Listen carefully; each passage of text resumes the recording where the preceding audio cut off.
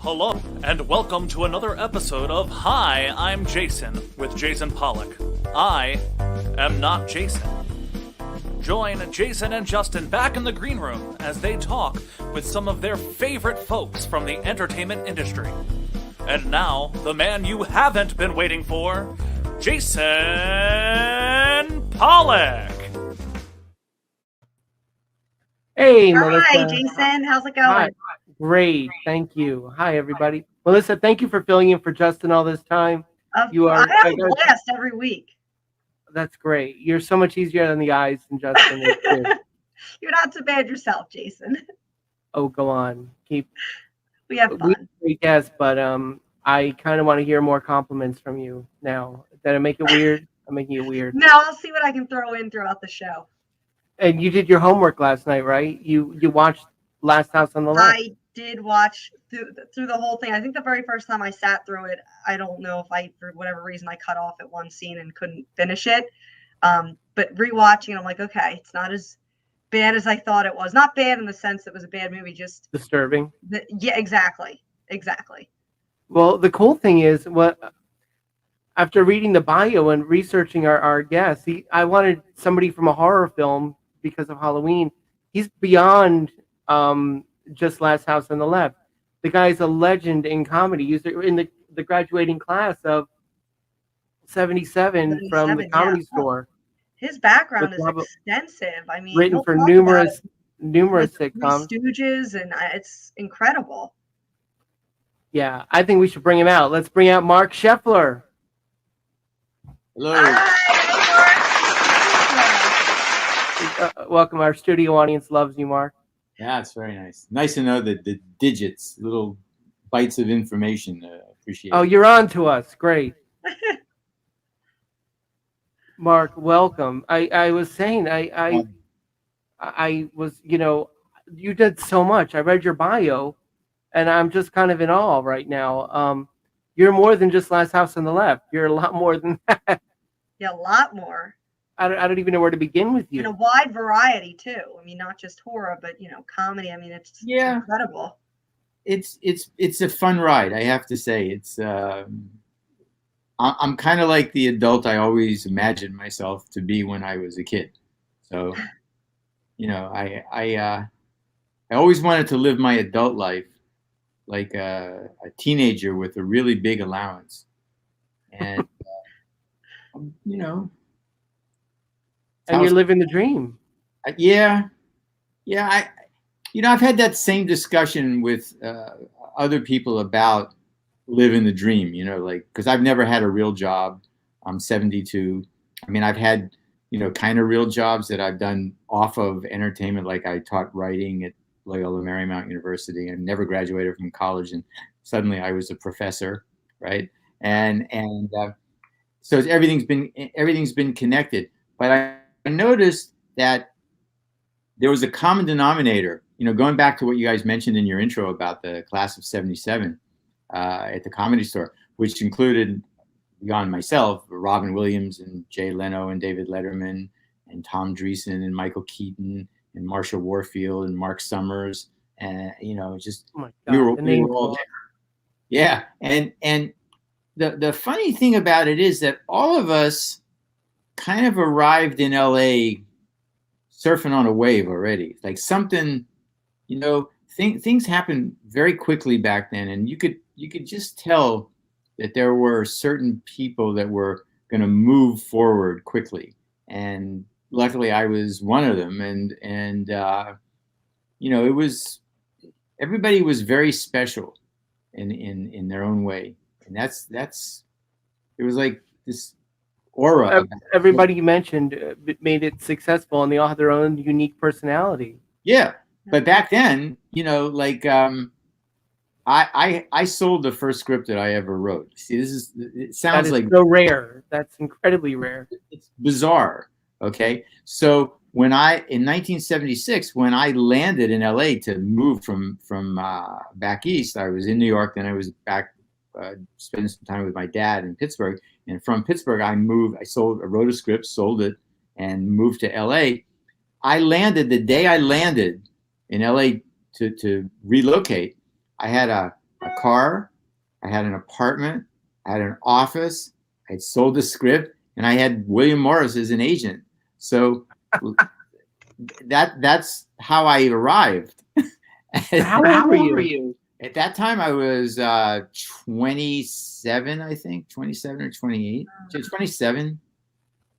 And I was doing catering. You were doing catering?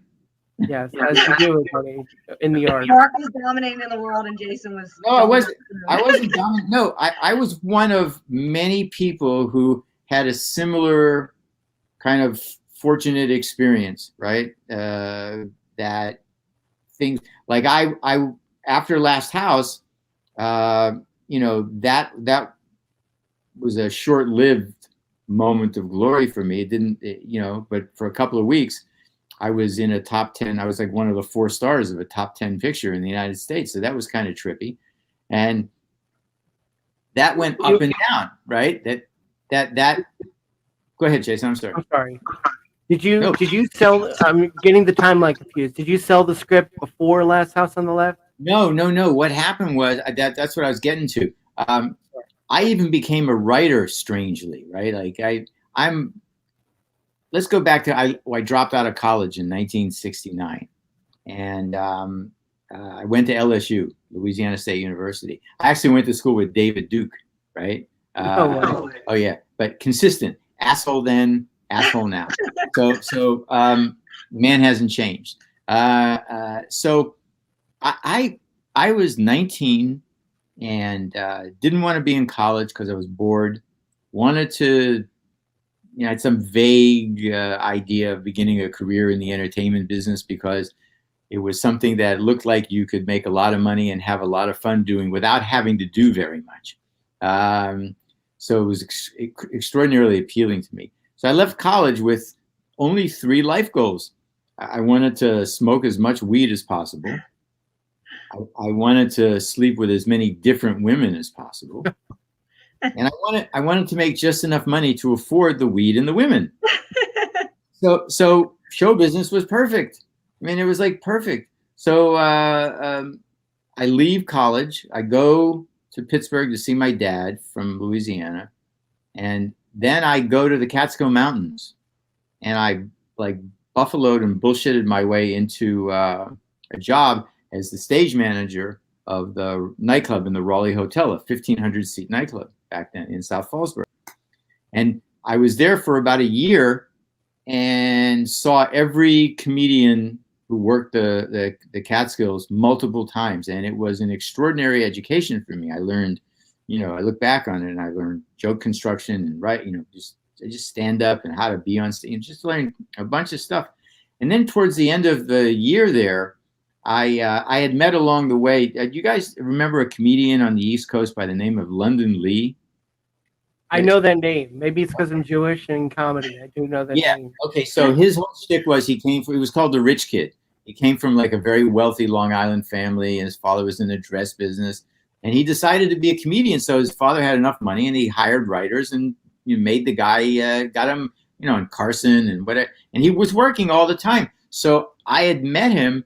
And he had an opening for his road manager for the position. So he asked me if I wanted the job. And I said yes. He moved me down from South Fallsburg to the city, actually to Jersey, to Inglewood, and got me a place. And I first started out like driving his car and, you know, driving his wife places and schlepping shit. And then I wrote a couple of jokes for him that really slammed on stage, right? And he asked me if I had any more, and I said maybe. And so I then became part of his act. We did a little bit in his act where I'd come out on stage, and he had done this same thing with his previous road manager. So he would, in the middle of the act, he would say, "Mark, I'm thirsty. Could you bring me some water?" So I come out with a glass of water, and on my cross across the stage, he'd look at the audience and say, "This is Mark. My father got him for me." And it was a joke. The audience would laugh at that. And then we would do this bit where he'd say, "Who am I?" And I said, "You're the boss." And he said, "Well, who are you?" "Me? I'm nothing." And he said, "Well, what does that make me?" I said, makes you the boss over nothing. And yeah, it's a simple, like a vaudeville joke, right? So the audience would laugh at that. So we had been together then, 7, 8, 9 months, and had been pretty comfortable. And I'd written a bunch of jokes for him. And one night I think I say Kutcher's is either, because that's what comes to mind, which is like a 1,200 seat nightclub. I go to leave the stage and I hear him say, "Hey, stop a second." And I said, "What?" I turned and I said, "What?" He said, "I'm a little tired. I'm not feeling well. I think I'm coming down with some. You want to do 5 minutes?" So, my heart raced and I shit my pants kind of at the same time, because, but that's what it is. It's like trial by fire, man. It's like, it's step up or step out. And I knew that. And I said, yes. I took the mic and he introduced me and he said, "This is Mark. He's a young kid. He works for me. He wants to be a comedian. I've heard some of his stuff. And so give him a nice round of applause." So I went down Stage Center and I did, I don't know, 5, 6 minutes. And it was rolling because I hear from behind me, "All right, that's enough. Get the fuck off the stage." And then, so we did that a couple of more times, and he ended up having a gig at the Copacabana in January of 1970. And I did that, and I did, we didn't do it all the time there every night, but there was one night when he let me do a few minutes, and I realized, that, wow, I'm on the fucking stage of the Copacabana in a tuxedo doing stand-up, and I'm so young. But there I was, and there I did. So, and then and I got Last House after that. So after Last House, had its arc, I was out on doing auditions again. So one of the things that I realized about being, I don't want to say star, but being one of the lead actors in a well-known movie, is that a lot of your post-pubescent dreams come true rather easily. and I did a public press release tour and back to Pittsburgh, and some girls who were just 3 years earlier in my high school graduating class, who wouldn't give me the time of day, were now willing to not only give me the time of day, but a whole lot more. And I remember being with one and saying, "Yeah, this is a good career choice, right? This is a good one. It's all working out," I said to myself at 21. So then, reality catches up with fantasy, right? And boom, the film goes away, like all films do, and back to being just an out-of-work actor. So I was at a party one night, and I saw a guy talking to this very attractive, like Ford model type girl, just beautiful, just classic model type. And he's saying to her, "Yes, well, I'm actually working on a concept right now. I have an agent out on the coast, and we're going to be pitching it, and I'm fleshing out the first act." And so he was like doing a writer's thing, right? But he was like, I guess, real, sort of. And he leaves with her. So I think, I could do that. I could tell girls I'm a writer, So I went out and I got a bunch of books on screenwriting and TV writing, and I started to learn all the language of it, what everything meant, and what it looked like. And I started using that, and it worked rather well for me. So one night I'm in one actually late afternoon, I'm in on audition. You guys remember or hear about that very famous Mean Joe Green Coca-Cola commercial? Yes. Hey, kid. Yeah. Okay, so the guy who directed that, his name was N. Lee Lacy, and he had offices like Lexington and like in the 60s.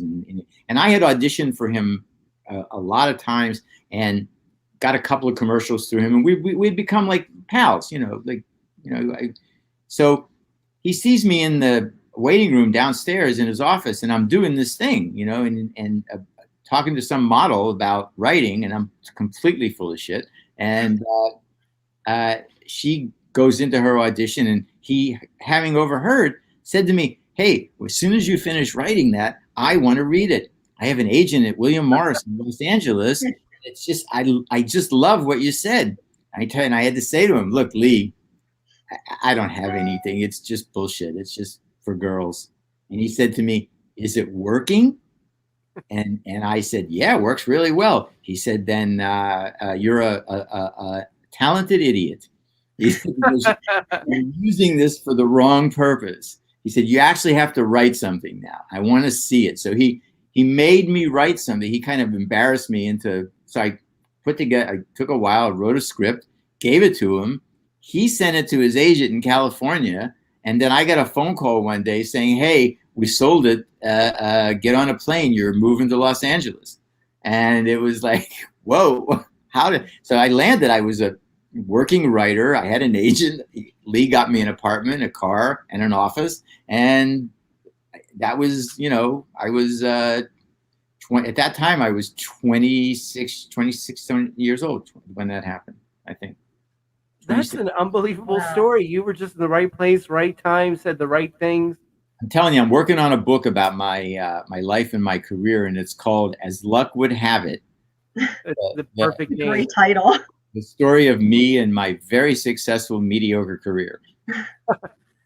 We're going from comedy to Last House on the Left. What was your thought when you first read the script? I mean, did you think this? Well, the script that was shot is not the script that we all saw originally. It was much stranger than that. Really? Yeah, the original title of the movie was The Sex Crime of the Century. And the original draft reflected that title a whole lot more. I mean, it was like porn. It was like crime porn. And none of us wanted to do it. They wanted us as a cast. Wes and Sean wanted the cast that they had assembled. And we had issues with that earlier version. And Wes was a sweet and very talented, smart guy. So he looked at us and pretty much took our notes and did a rewrite on the script that turned out to be pretty much what you see now. A couple of scenes were improvised, but that's pretty much what Wes did. I heard he was just the nicest guy, and it's so good that he's the guy. Yeah, he was, man. He was. That's all true. He was just a terrific guy. I get what you're saying. Melissa and I were casting a B horror film together, and I had a scene where my character was I was like killer Santa Claus, and I had to attack and rape a girl, and I said I'm not going to do it, and if I did have to do it, I wouldn't promote. I just didn't feel comfortable doing that. I know it's acting, but I didn't feel comfortable doing that. And the actress said, "Oh no, I think you should rate me. I think it would bring something different to the." I was like, "Yeah, it felt very out of place for that particular film." So they decided against it, which is good. Good. I mean, me and Jason were talking about it too because I had rewatched it, the original last night. I also watched the remake, and it's amazing. Yeah, Last House on the Left. It's amazing to think how far we've come. Because back in 1972, to see something like that was shocking. But you look at it today and it's like, oh, well, that rape scene's not that horrible. You don't even see that much. And it's just amazing to see how far we've come sensitivity-wise. Well, yeah, people would have been a big deal back then. Absolutely. I mean, I can tell you right now that I was in the theaters when people were watching Last House, and the reactions that audiences had were visceral. You could feel them. You could feel the tension. You could feel, and I kind of laughed at that because when you guys know, when you make a movie, it doesn't look like on the set what it looks like. Yeah. So it's a bit. I mean, doing a scene where they tell the girl to pee in front of them. Yeah. It was so uncomfortable to watch. When you're filming that, are you laughing? Are you like Of course. You have to. Yeah, because they put a sponge, like a big sponge in her underwear, and when she was supposed to pee, she squeezed her legs together, and that's how the effect was made. Of course it was funny. Yeah, I wouldn't be able to do it without laughing. I got to give you a lot of credit for that. And you were saying at conventions, people are telling you that their parents have made them watch the movie. Yeah, I've had this weird relationship like Wes has had, but mine was obviously different. But it's still strange. Like I've had sometimes I gave a shit, sometimes I don't. Sometimes I forget that this is early on. Forget that I was even in it. But as time went by, David Hess began doing the conventions. He's the one who got me into it, and he took me to one out near LAX, the Los Angeles airport, at a hotel out there, and I couldn't believe it.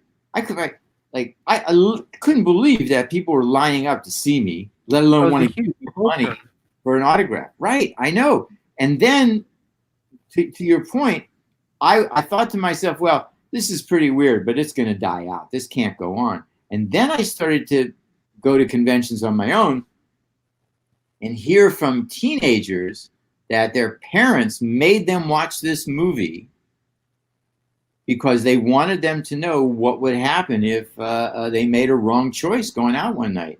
And it gets handed off. The reason it's been around, to explain, because it's a $93,000 movie shot on Super 16. It's not like any cinematic masterpiece or anything. It's like a pseudo documentary, actually. Which but it had a real gritty feel. That's the pseudo documentary thing, right? Right.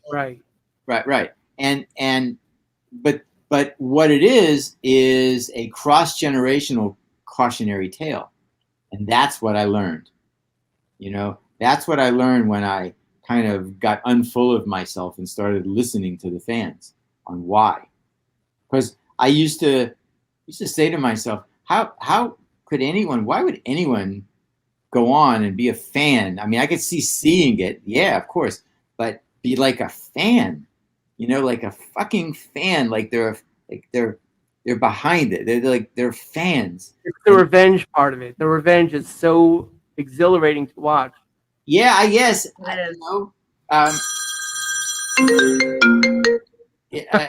guess. But then I listened to them, and they taught me. It was the fans who taught me, and I'm appreciative for that. That they opened my eyes to something about it. When there's a certain I guess arrogance when you're main cast in a movie and you're there every day, and you go through post-production all the way to answer print. You kind of develop the sense that you know everything about the movie, right? And because you've lived the experience from soup to nuts. And then you get out, the movie comes out, and then it takes on a whole other reality.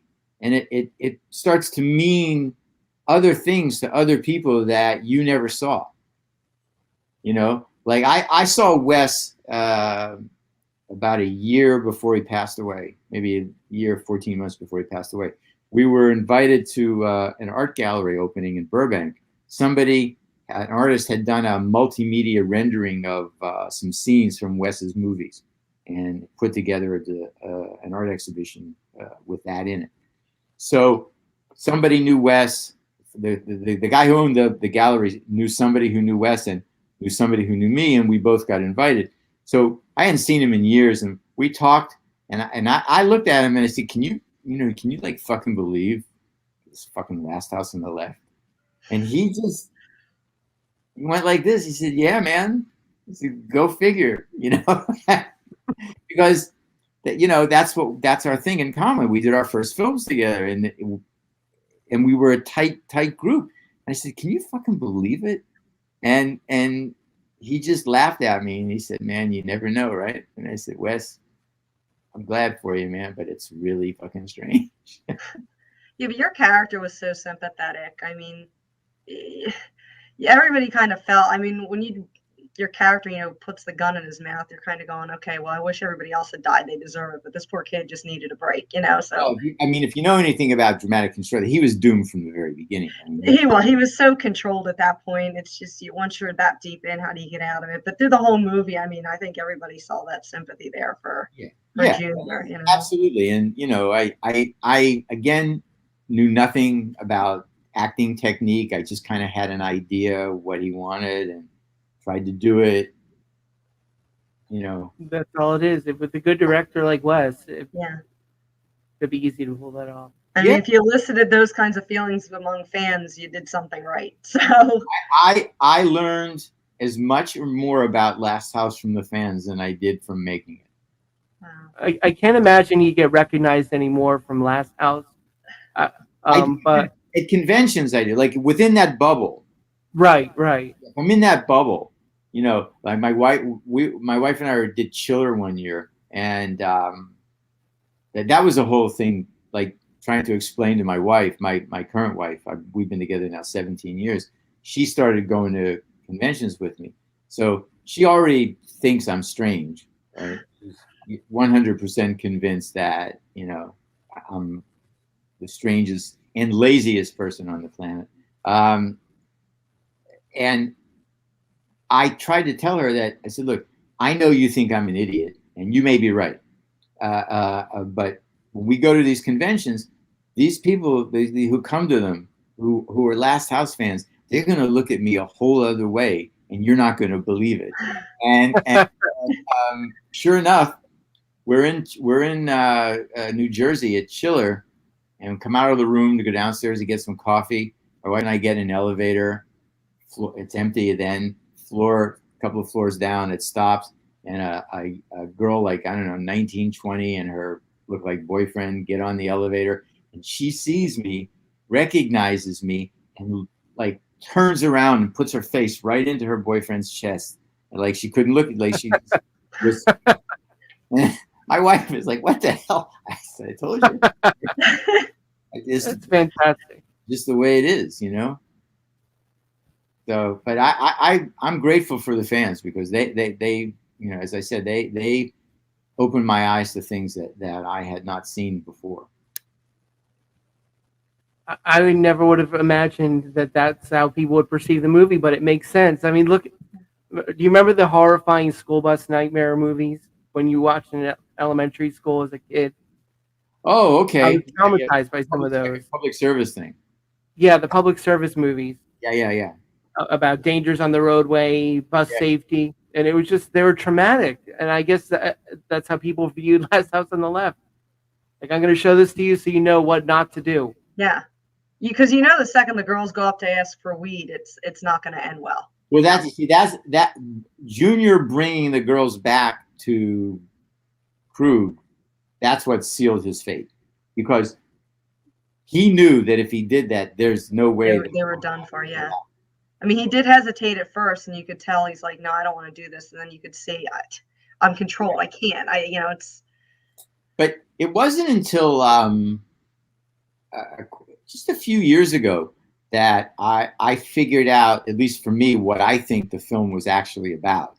It's easy to say that it's a crime movie and that these people are just some shitbag people and they did a horrible thing to these girls and that family. But I was watching the dinner scene, I was watching the movie, and then I kind of keyed in on the dinner scene in a way that I hadn't before. And after that, I realized what the movie was about. It was all about class warfare. It was all about, people who have things and people who think that they should have things. That's another way to look at it. Yeah. Yeah. And if you remember, Wes shot the whole dinner scene in black. There's no dining room behind it. It was just in blacks. And he keyed in on aspects of David's clothing, how ill-fitting the suit was, how he didn't look right in a pair of shoes. I mean, just things that the Collingwoods were picking up. And when I saw that, I just thought they were just shots before. But then I realized one day, no, Wes is pointing out that this is class warfare. There's a method to his madness. Yeah. Yeah. I mean, they comment too, they have to have their fancy china out, and they have 16 utensils for, every type of dish. Yeah. Speaking of comments, we have some comments by Ann Rothney, who's been commenting all along regarding your book you want to write. You said, I would love to read it. And as fans of Last House on the Left, it's interesting because we never get a chance to live and learn the life. That's true. Yep. So, and you recently started getting back into comedy again, didn't you? Yeah. What happened was in 2015, I was in a really bad car accident. Actually, I was walking and I got hit by a car in my neighborhood in Toluca Lake. And I got injured really badly, like horribly. And I remember being in the hospital, and they would give me these very powerful painkillers, this IV morphine kind of shit that they'd give you. And every time, I don't know if you've ever had that, but the way it works is like you get it, and then everything feels like really warm, and You feel like you're peeing your pants or something, right? you just feel like, it's like that, like you're experiencing what you see those people in those old Chinese opium dens. What they look like. I know what you're talking about. Yeah, you just kind of drift off, and every time I'd get one of those injections, my mind, I'd go back to like 1977 to when I was doing stand up at the Comedy Store, and I was hanging with Robin and Leno and Letterman and George Miller and all those guys, and it was palliative for me. It was it took my pain away much more than the drugs did. The drugs were a way to get there, but what I really was feeling was just the bliss of having lived that experience, right? So it was like a memory that had painkillers attached to it because it was so much fun.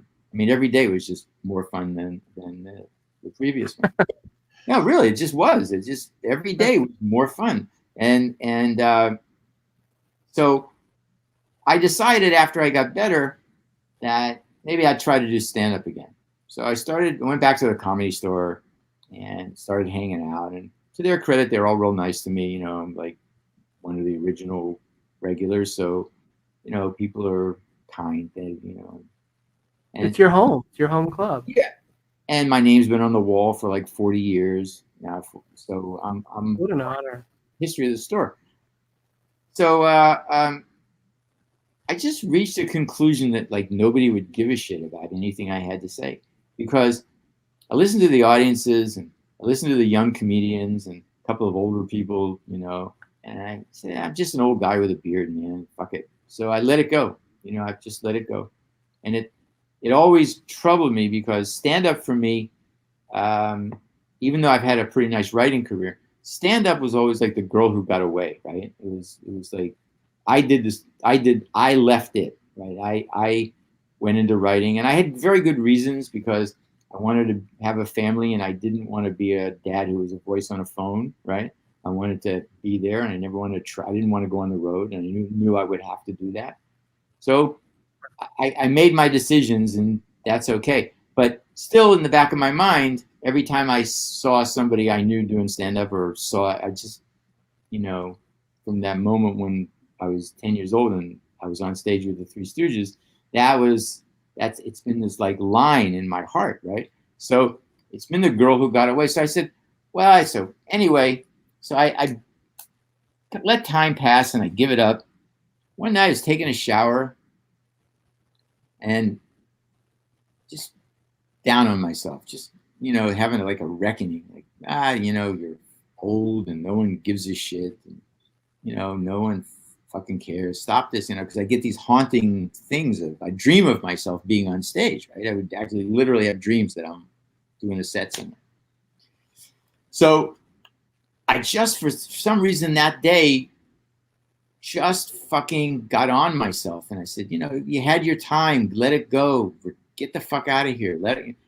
And I came out of the shower and my beard was this long and drippy and, and I looked at myself in the mirror and I said, yeah, you're just an old Jew bastard. Just fucking, you're just fucking do nothing. You earned the right, just lay Jew fucking fuck. And I looked at myself and I at least stared into my image in the mirror. And it was almost as if my being bifurcated, right? And I became one person in the mirror and one person here. And I looked and I pointed at the guy in the mirror. I said, don't go away. Because I had an idea. I ran right into my bedroom, into my closet. And I got dressed. I put on a black suit, a white shirt, black tie. And I have a hat collection of like 200 hats. So I just grabbed one of my black fedoras and I put it on. And I went in and I looked at myself in the mirror. And I just started to grin. And I said, now they'll listen to you. And that's why I do that character for two reasons. Number one, it never fails to get people to shut up and listen to me, right? It's just visually manipulative. It just, and the character is called El Yid. I'm sorry. Yeah. Yeah. It's you know, and you saw the video, right? The first. Yeah. Yeah. Okay. So, and that, yeah. So anyway, I looked at myself and so then I wrote for 6 months because, you know, I didn't want to embarrass myself, right? I had this wild hair up my ass, but I didn't know if it was real. So I wrote for 6 months and I just went at it. I wrote a dozen jokes every day for him. I came up with things and at the end of 6 months, I had honed everything down to a 15-minute piece, not the one that you saw, a whole different act. And I called up a young comedian, a millennial kid I knew who ran a open mic night. And I said, listen, I want to try something out. Can I get 15 minutes? He said, yeah, sure, whatever you want. So I went and first time I dressed up as El Yid. And it's a weird sensation to go out and realize that you'll be stared at some point, or you'll be, you know, that like I blend now. It's been a long time for you. Yeah. So, well, no, just because I'm not an Orthodox Jew, I'm pretty much an atheist, you know. Oh, in that respect, okay. Yeah, and these were like, you know, religiously, it was identifiable, right? It was, but that's what I wanted. So I went on stage and I did 15 minutes of stuff that I thought would work. And rusty as I was, you know, it sort of all came together because I just relied on my experience and my instincts. And most of the jokes worked okay. And I had never done the character before, but I'd practiced and kind of had him in my head. And that was in 2017. And I was working pretty steadily until the pandemic. Sure. And then that's what you saw was my first setback in like 19 months. There's another part of it. The audience loved it. I could hear the audience react. It was great. You know, the stats on that show were pretty good. I did 26 minutes. Mostly everything worked the way I thought it would. And I got 25 applause breaks. I counted. That's a lot of applause breaks. That's incredible. Yeah, and that to me is rewarding and embracing as the laughter, only because you know, they laugh because something's funny, but they applaud because you said something smart. You know. Yes, yeah. Exactly. That's great. So yeah, there's a part 2 to that. One you have I sent is 12 minutes, and then there's a second part that's 14 minutes. But it all kind of worked out really well. I was very happy with it. You know, no, go ahead. Where can people find El Yid? I'm trying. You know, everybody's kind of grinding up again to get started. I've got some calls out, and I don't know yet. I really don't know. He's on social media though, isn't he? I think. Oh yeah. El Yid's got a Facebook page. And that's pretty much where I am right now. Sometimes and Instagram, but I'm just starting that with him. So, welcome to the world of Instagram. Oh yeah, it will change your life. I don't know. And Behind the Bits has been commenting, El Yid, and Behind the Bits would also read your book. Thank you. That's Scott Curtis. Yes. Oh, you know Scott. I do. Okay. He thought you were exclusive to his show, saw you on mine, and says now you're Joan Rivers to him. Okay. Okay, Scotty's mine now, damn it. No, you just gotta like. It's a hard thing. You know, I mentioned the Three Stooges. I don't know if you guys read the bio. Yeah. That just fascinated me the most. We put that picture up. Yeah, that's me and the Stooges at my birthday party. So what happened was I was 10 years old, Yeah. Wow. Which one are you? Are you the one in the white or the one in the black? Well, the one in the white is a girl, so I'm gonna go with the one. Oh, I'm sorry. At least you she know, was the well, girl in that picture. Okay, so um, I'm just what was the question now? Because I started thinking about 10 different things. how did you end up meeting the Three Stooges and Oh, doing right. performance? Sorry. What happened was I had a father who was a out of the box aluminum siding salesman, just like the wildest of wild guys you can imagine, and like shit that my father did. I would look at it and say, "Dad, you got to grow up, man. Just And then now my kids say that to me, so it's been passed on. But I was approaching my 10th birthday, and he said, "Well, it's your 10th birthday. It's pretty special. You made it a decade. What do you want?" So I said, "The Three Stooges." So he said, "Okay," and he got them for me. They were playing a 2-week gig in Pittsburgh at a nightclub called the Holiday House, and he went to them and said, "Hey, I want to have an afternoon birthday party on a Saturday afternoon for my son. How much do you want?" They gave him a number.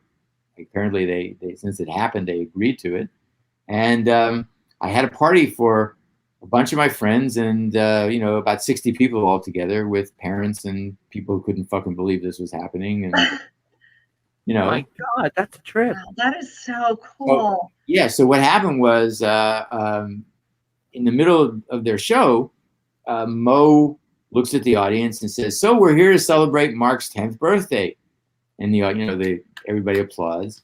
And Mo says, "Where's Mark?" So I raised my hand, and he said, "Mark, come on up on the stage with us." I went, "Oh, okay." So I get up on the stage, and I'm 10 years old, and I'm with the Three Stooges, and I can't fucking believe it. And I can't see shit out because there are lights in my eyes. And they put a microphone down, and I knew their material because I was a rabid Three Stooges fan. So they started doing shtick, and then I kind of stepped onto that escalator, and Mo couldn't believe it that I kind of knew everything, right? And when we were finished, he put his hand on my head and he said, "I dub you the fourth Stooge." And Wow, that's an honor. and the audience, How cool. they just went nuts. So in that moment, in that transcendent moment, that the lights in my eyes, I couldn't see anything out. I'm on stage with the Three Stooges. I've been getting laughs and feeling this thing that's I don't know what this feels like, but it's warm and it's comforting and it's embracing. And then when after he said the thing about the fourth Stooge and they broke into massive applause, I felt as if I had been wrapped in a blanket, and that I was. You were hooked. That was it. Yeah, man, that was it. That was the day. That was the beginning. First one's free, right? That was the day when obviously I didn't intellectualize it, Not at that point, but you knew you wanted something to do with that. Everybody who in my family who knows me, you heard that uncle joke, right? That I have at the beginning. I actually that is a true story. My uncle is my father's brother is 93 years old, and he's still around. He's still up and about, and he's a character. So he tells me that when I was a little kid, he used to spend a lot of time with me. He said, when you were a little kid, that's all you ever talked about was being on stage. That is, and look how far you've come. That's fantastic. You managed to make a living by not growing up, and I mean in the most positive way. Well, that's the thing. I was getting back to what I said initially about certain people that had a glow about them, and that is that there is, I believe, a group of people in the world from everywhere, from all from every demographic imaginable, who are lucky enough to be able to get through the world by just being themselves. They don't have to do a lot of things. They can just exist and provide something by their existence. And I include musicians and who are able to just play music. That's who they are. They play music. That's their thing. That is the dream. That is the ultimate. Like, I don't want to be famous. I don't need to be famous just to make a living doing something I love. That's all it is. Yeah, like my youngest son is a chef, and he's an extraordinary chef. He's one of those people. He loves cooking so much. He's a graduate of CIA in Hyde Park, and has worked at that place. Yeah. Worked at some extraordinary restaurants, and he's an extraordinary, and he gets through the world just doing what he loves most, and bless him, it's just, I know the feeling. I know. Takes after you. That's fantastic. Hey, Bobby, can we put up Anne's last comment just so Mark can see before we get too late? I thought it was kind of touching what she wrote. Your stories of life 1977 would be funny. Hits home. Thanks, Mark. Glad I caught you. Oh, thank you so much. Thank you, Anne, for tuning in. Very nice. All right, Mark. We are almost about out of time because there's another show coming on. All right. But I can't thank you enough for your time. That was incredible. Wow. Thank you so much. Nice meeting you. Hope it worked. Same as well. Same for you. Thank you so much. We're looking forward to the book, so hopefully we'll see that out soon. I'm working on it. Awesome. Yeah, we're looking forward to it. And I got to get to writing. You totally inspired me. This whole conversation, all I keep thinking of is I'm wasting time. I got to get to writing again. Right? You've got to write every day. All you need is in the old days, all you needed was a pencil and a pad. And there you go. Mark is the coolest behind the bits. Mark, thank you again. Melissa, thank you. Everybody, thank you for tuning in. Thank you guys so much. All right, take care of yourself. Have a great night. Bye-bye. Thank you.